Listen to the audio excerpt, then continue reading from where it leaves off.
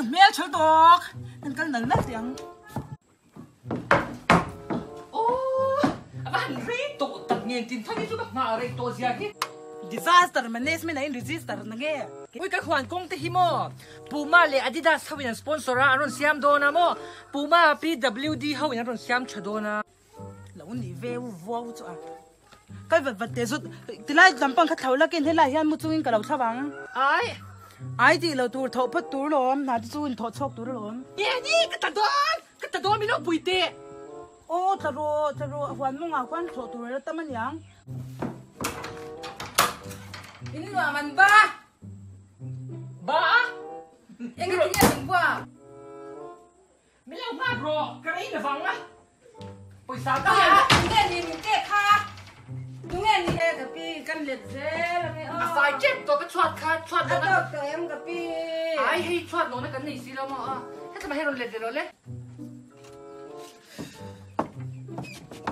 ui cái pi ivan mặc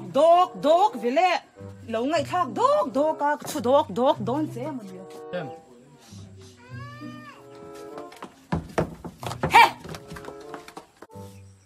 kha mui lian ni kha ala chak la wang chu o ui ding te cái pi à nang hi kan mi dum par nui khai ni mo ui khoi te be kha French designer ku chwa khoi mo kha te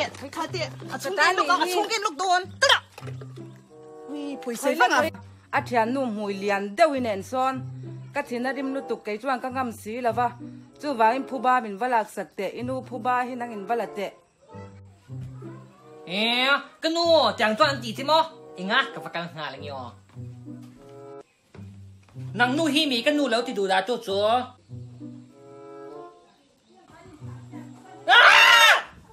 nghe hết đây ti nghe cái gì lâu cái bộ nghe hay hả cái ti tôi nghe cái gì tôi nghe mi ti bộ song khua cần răm cái gì không cầm mùi cái lấy nị khua anh à coi anh tiệt nghe khẩu em xin cái đó chắc là mấy nhân vật xin rồi anh mình lên dùng cái trang phi rằng nó chuyện chứ mà xe sar mo na mo nile